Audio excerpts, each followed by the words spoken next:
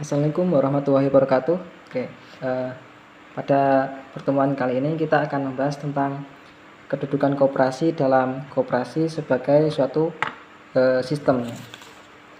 Sebelum kita membahas lebih jauh, kita akan membahas tentang konsep koperasi. Konsep koperasi adalah suatu bentuk dan susunan dari koperasi itu sendiri. Nah, secara umum, konsep koperasi itu dibagi menjadi 3. Yang pertama itu ada konsep koperasi barat. Konsep ini merupakan organisasi swasta yang dibentuk secara sukarela oleh orang-orang yang mempunyai persamaan kepentingan dengan maksud mengurusi kepentingan para anggotanya serta menciptakan keuntungan timbal balik dari anggota koperasi maupun perusahaan koperasi. Nah, konsep yang kedua itu konsep koperasi sosialis. Koperasi direncanakan dan dikendalikan oleh pemerintah dan dibentuk dengan tujuan merasionalkan produksi untuk menunjang perencanaan nasional. Yang ketiga ada konsep koperasi negara berkembang. Konsep negara berkembang ini adalah bentukan dari kedua konsep di atas, namun koperasi sudah berkembang dengan ciri tersendiri, yaitu dominasi campur tangan pemerintah dalam pembinaan dan pengembangannya.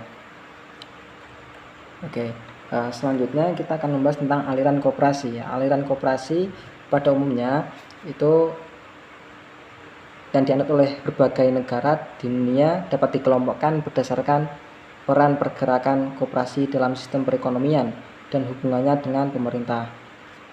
Paul Hubbard telah membaginya menjadi 3 aliran. Aliran yang pertama itu aliran yardstick, yang kedua aliran sosialis, yang ketiga aliran persemakmuran. Nah, aliran yardstick itu merupakan aliran yang dijumpai pada negara-negara berideologi kapitalis atau yang menganut perekonomian liberal. Oke, yang kedua aliran sosialis. Menurut aliran ini, koperasi dipandang sebagai alat yang paling efektif untuk mencapai kesejahteraan masyarakat. Oke, yang ketiga aliran persemakmuran.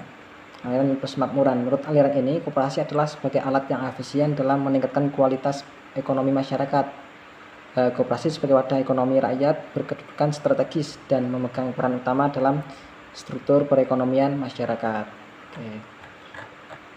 Nah, setelah itu kita akan membahas tentang latar belakang timbulnya aliran koperasi.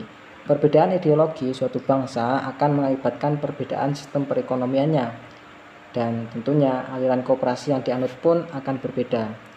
Sebaliknya, setiap sistem perekonomian suatu bangsa juga akan menjiwai ideologi bangsanya, dan aliran koperasinya pun akan menjiwai sistem perekonomiannya dan ideologi bangsa tersebut.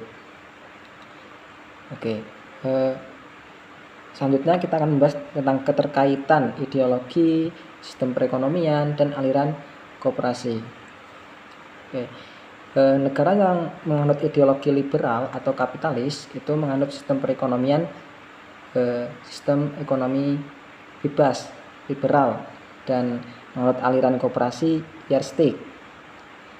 Untuk negara yang berideologi komunis atau sosialisme itu menganut sistem perekonomian, sistem ekonomi sosial, dan menganut aliran koperasi sosialis. Untuk negara yang menganut ideologi tidak termasuk dari kapitalis, liberal, dan komunis atau sosialis itu menganut sistem perekonomian, sistem ekonomi campuran, dan aliran koperasi persemakmuran. Oke, itu ya. Sekian dari saya. Terima kasih. Assalamualaikum warahmatullahi wabarakatuh.